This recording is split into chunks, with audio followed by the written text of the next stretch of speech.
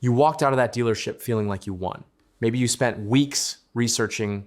You knew the invoice price. You sat through the uncomfortable silence when they went to get the manager, and you got them down, way down. What if I told you that every single thing that happened on that showroom floor was a rehearsed performance and the actual extraction hadn't even started yet? There are 3 things a dealership knows about you the moment you walk in. You don't know any of them.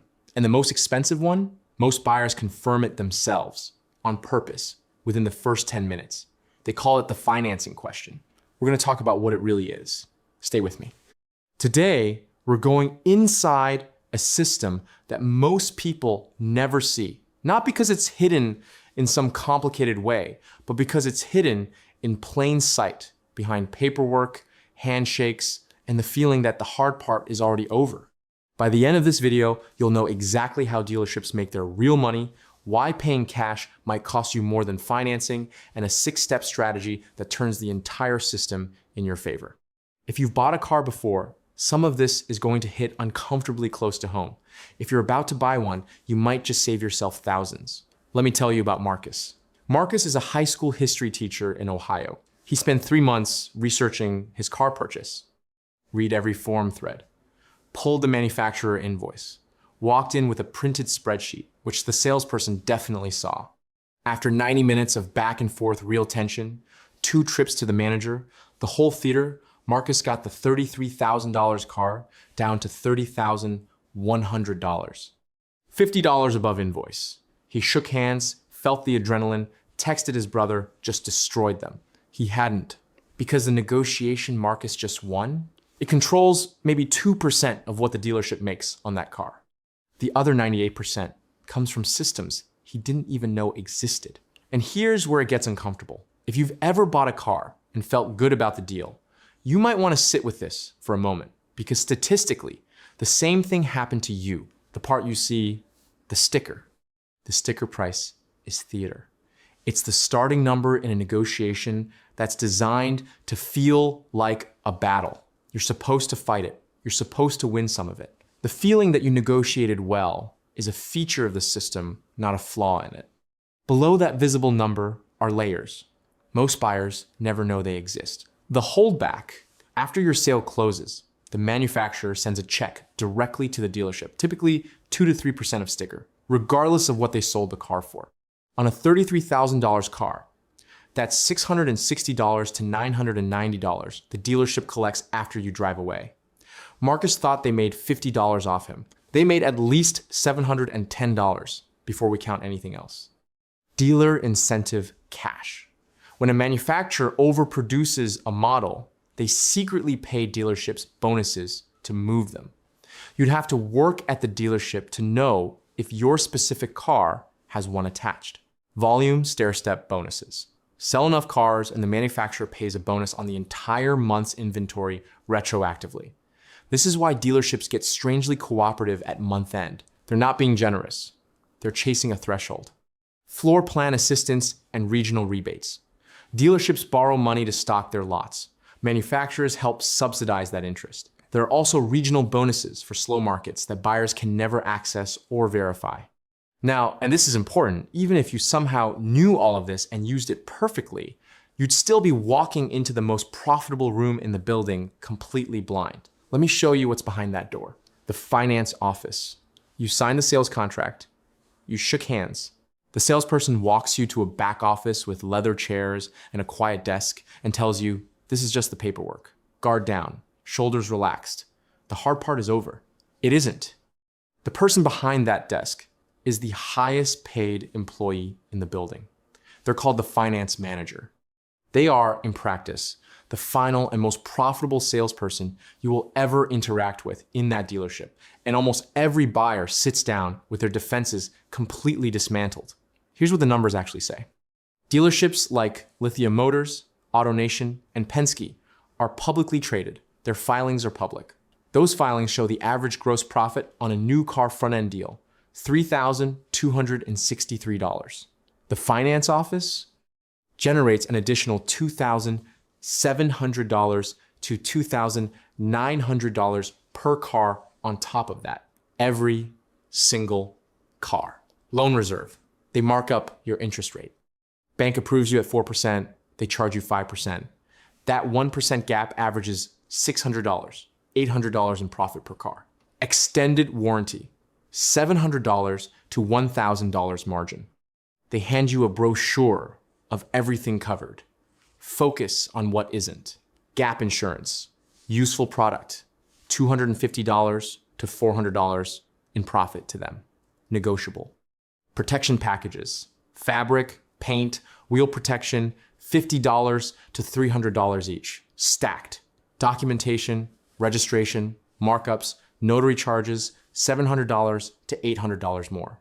Total from the paperwork room Marcus thought was a formality, roughly $2,800 in additional profit.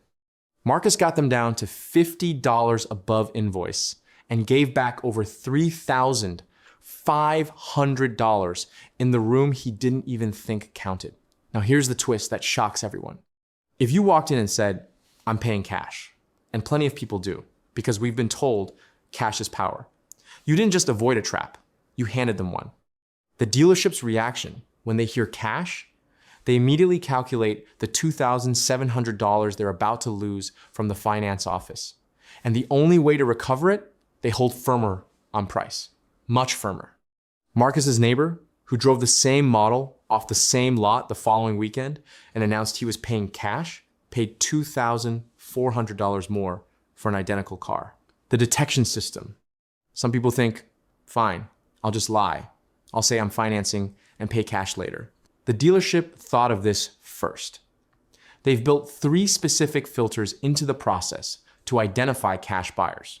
Test 1, the clipboard. Early in the visit, they hand you a form with payment method. It's not a formality, it's a classification tool. Test 2, the credit pull. They ask to run your credit to make sure you qualify. What they're confirming is that you still intend to finance.